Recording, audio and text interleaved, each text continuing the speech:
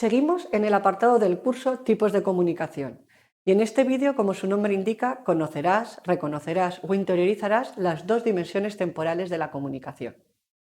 Con este vídeo debes ser capaz de entender y definir la comunicación síncrona, entender y definir la comunicación asíncrona como objetivos principales. No obstante, esto te va a permitir además que identifiques los canales de ambos tipos de comunicación. Los entornos virtuales nos encaminan a relaciones cada vez más digitales y nos facilitan el poder comunicarnos en la distancia, a través de diferentes medios. Esto da lugar a muchas dudas para lograr una comunicación eficaz, como cuál es la mejor forma de comunicarse, cómo puedo asegurarme que se recibe la información, qué canal debo utilizar. Como se ha visto en el vídeo anterior, comunicación presencial online, la comunicación presencial es en la que más fácil es lograr una comunicación efectiva y no nos planteamos este tipo de dudas. No obstante, la forma de comunicarnos ha cambiado y debemos adaptarnos. Por lo tanto, estas y otras preguntas se pueden resolver decidiendo el mejor tipo de comunicación para cada situación comunicativa. La verdad es que puede ser difícil de decidir cuál utilizar y cuándo, pero con los conocimientos, habilidades y las herramientas adecuadas se pueden dominar por completo, tanto en el trabajo como en el aprendizaje, mejorar la comunicación en entornos remotos. Así que en este vídeo vamos a aprender la diferencia entre comunicación síncrona y asíncrona para poder hacer un buen uso de ellas. Empecemos con la comunicación síncrona. Es aquella que se produce en tiempo real y en la que todas las partes intervienen de forma simultánea. Por lo tanto, es una actividad comunicativa que permite o que es parecido a la comunicación presencial y los participantes interaccionan porque deben estar presentes, aunque no necesariamente en la misma localidad física. Los canales de comunicación síncronas son aquellos en los que se permite que se produzca en tiempo real y por lo tanto se requiere y se refieren a un acceso inmediato de la información u otros datos. Suelen ser similares a la del diálogo mantenido cara a cara, resultando dinámico, en donde esa conversación evoluciona en ese tiempo en la que se produce. Esta además intenta simular una simbología paralingüística que refleja estados de ánimo y gestos como son el empleo de los denominados emoticonos o recursos expresivos como las exclamaciones, que a veces nos indican enfado, firmeza, alegría, asentimiento. Entre los principales canales de comunicación síncrona, y a modo de ejemplo, os presento tres. El chat, que hace posible que diferentes internautas se reúnan de modo simultáneo en entornos o canales con temas de conversación de todo tipo. En estos canales el usuario expresa sus opiniones de forma escrita y en tiempo real, a diferencia, por ejemplo, del correo electrónico, que como veremos más adelante es un medio asíncrono, es decir, que los usuarios no necesitan la existencia de correspondencia temporal en su comunicación. Otro canal, la videoconferencia, que es considerada como una reunión virtual y tiene como características principales que se transmite en tiempo real y a distancia. Es bidireccional y puede llevarse a cabo en dos sitios o más de dos sitios, es decir, en un punto o multipunto, permitiendo también la transmisión de audio, vídeo y datos.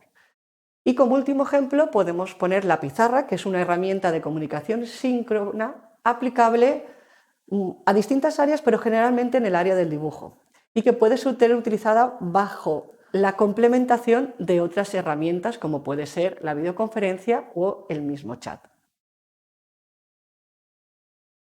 La comunicación síncrona puede considerarse como lo más parecido a las reuniones y conversaciones que se pueden dar lugar en un puesto de trabajo y nos va a permitir, por lo tanto, estrechar vínculos o atraer a los destinatarios del mensaje. Pero cuidado con esto, porque aunque en algunos casos pueda ser cierto, no siempre es así, ya que obviamente se pierde mucha información que se captaría en una comunicación presencial, como por ejemplo la información no verbal. El principal inconveniente de este tipo de comunicación es que exige que esté todo el mundo en el mismo lugar, ya sea presencial o virtual. Y puede darse el caso de que existan diferencias horarias importantes, no se tenga acceso a Internet en ese momento o no se disponga del equipo necesario. Aquí os presentamos algunos ejemplos de comunicación síncrona. Por ejemplo, una persona llama a otra para pedirle una recomendación o dos personas conversan por mensajería instantánea. Una vez vista la comunicación asíncrona, vamos a ver la comunicación asíncrona, que es aquella que no se produce en tiempo real y en la que no todas las partes intervienen de forma simultánea. Es decir, todo lo contrario a lo síncrono. Y se define como un proceso o efecto que no ocurre en completa correspondencia temporal con otro proceso u otra causa. ¿Ejemplos de canales de este tipo de comunicación? Pues por ejemplo, os hemos puesto el foro y el correo electrónico. El correo electrónico se ha convertido en una de las herramientas de comunicación más utilizadas de la tecnología. Prácticamente todas las personas tienen una cuenta de correo, ya sea personal o profesional. ¿Por qué? Pues porque permite a una persona enviar y recibir mensajes escritos a otros usuarios de la red situados en cualquier lugar del mundo. Una de las grandes ventajas que se le concede a este medio es la de facilitar una conversación más abierta. El foro permite el intercambio de mensajes entre los usuarios o usuarias de los escenarios virtuales, superando las limitaciones del tiempo y el espacio y facilitando la lectura, el debate y la opinión. Por lo tanto, fomenta la comunicación, el trabajo colaborativo y la cohesión de los grupos, permitiendo así que se mantenga una comunicación constante con personas que están lejos sin necesidad de coincidir en los mismos escenarios o en los mismos horarios, superando así algunas limitaciones que hemos comentado de la comunicación síncrona. Del mismo modo, aquí os presentamos algunos ejemplos de la comunicación asíncrona, como una persona que edita el contenido que escribió otra en un sitio web, o tres personas editando un documento de texto. Una vez tenemos claro, de forma muy sencilla, la diferencia entre comunicación síncrona y asíncrona, debes tener muy claro cuándo se debe utilizar cada una de ellas. Sencillo. Síncrona, necesidad de inmediatez, por ejemplo, necesitas obtener opiniones o realizar trabajos al mismo tiempo. Asíncrona, no hay necesidad de inmediatez y no necesitamos las respuestas inmediatas, con lo que permite reunir información, reflexionar sobre esa información, los recursos a utilizar o las opiniones a expresar, por ejemplo.